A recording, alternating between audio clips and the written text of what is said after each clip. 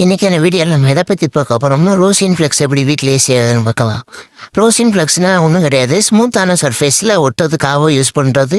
அதாவது இந்த மாதிரி லித்தியம் அயன் பேட்டரியில் ஈஸியாக சால்ட்ரு பண்ண முடியாது, அந்த லிக்யூடை வச்சுட்டு சால்ட்ரு பண்ணணும்னா ஈஸியாக சால்ட்ரு பண்ணிடலாம். இப்போ நம்ம இதில் சிரஞ்சில் வந்து டிஸ்டில்டு வாட்டர் எடுத்துக்கிறோம். உங்களுக்கு தேவையான அளவு மட்டும் எடுத்து அந்த கண்டெய்னரில் ஊற்றிக்கோங்க. நான் வந்து ஒரு 3 சிரஞ்ச் எடுத்து ஊற்றிக்கிறேன்.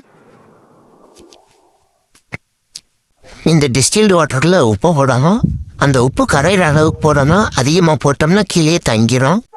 அடுத்து உப்பு போட்டதுக்கப்புறம் கரைக்கிறதுக்கு ஒன்று மணி கூட இந்த மாதிரி நல்லா மிக்ஸ் பண்ணுறதுக்கு நல்லா சுற்றினீங்கனாலே மிக்ஸ் ஆகிடும். மிக்ஸ் பண்ணதுக்கு அடுத்து ஹார்பிக்கு இல்லைன்னா ஏதாச்சும் ஒரு பாத்ரூம் கிளீனர் ஆட் பண்ணிக்கிடுவோம். நெக்ஸ்ட்டு ஏதாச்சும் ஒரு சிங்க் மெட்டல் எடுத்துக்கோங்க, இல்லாட்டினா பேட்டரிக்குள்ளே இருக்கிற சிங்க் எடுத்துக்கிடுவோம். நான் இந்த பேட்ரி எடுத்துக்கிறேன்.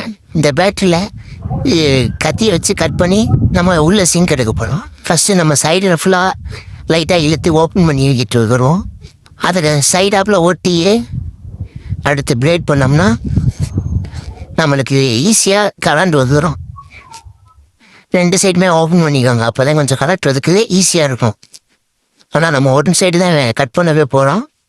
1 சைடு கட் பண்ணிவிட்டு கீழே டவுனில் கட் பண்ணி சுற்றி இழுத்தோம்னா போதும். இந்த பாருங்கள், சைடாப்பில் அப்படியே கேஷுவலாக கட் பண்ணியே எடுத்தாச்சு. இந்த மாதிரி அப்படியே ஓப்பன் பண்ணி எடுத்திங்கன்னா அப்படியே நீட்டாக வந்துடும் பீஸு. இந்த மஞ்சள் கலரில் இருக்கிறது தான் ஸ்டார்டிங் பாயிண்ட்டு. இதை அப்படியே சுருட்டி எடுத்துங்க. இந்த கருப்பு கலரில் இருக்கிறது வந்து ஜிங்க் மெட்டல் தான். இந்த ஜிங்கை அப்படியே எடுத்து போட்டுங்க. இது பிஎம்எஸ்ல இருந்து பிரிச்சுட்டேன். பிஎம்எஸை பற்றி வீடியோ ஏற்கனவே இருக்குது நம்ம சேனலில். இதை கொஞ்சம் கொஞ்சமாக பிச்சு போடுங்க. பிச்சு போட்டிங்கனாலே உங்களுக்கு நுர வர்றது தெரியும். அப்படியே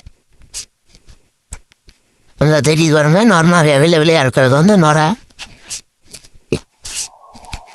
இதை போட்டோன்னே நுர வரும். அடுத்து கொஞ்ச நேரத்தில் இந்த மாதிரி ஆயிடுது பாருங்க. அடுத்து நம்ம இதை வச்சு சால்ட்ரு பண்ணி பார்க்கலாம். ஆனால் இன்னும் நம்மளுக்கு நிற்கிற பாருங்க, கீழே இருந்து அப்படியே பபுள்ஸ் வந்துட்டே இருக்கா. பபுள்ஸ்லாம் நின்றதுக்கு அடுத்து ஒரு இதில் ஸ்டோர் பண்ணிக்கிறோம். அதுக்கு முன்னாடி நம்ம டெஸ்ட் பண்ணிவிட்டு ஸ்டோர் பண்ணுவோம். ஃபஸ்ட்டு இதை எடுத்து சிரஞ்சில் வச்சு பேட்டரியில் ஊற்றிக்கிறேன். அடுத்து நம்ம சால்ட்ரு பண்ணுறேன். யாருன்னு சால்ட்ரு நீட்டாக அப்படியே பக்காவாக பண்ணணும். அப்படி சால்ட்ரு பண்ணிங்கன்னா அப்படியே நீட்டாக நின்றுக்கிறோம். அப்படியே சுற்றி நல்லா ஸ்மூத் பண்ணுறதுக்காக லைட்டாக கொஞ்சம் சுற்றி வைங்க.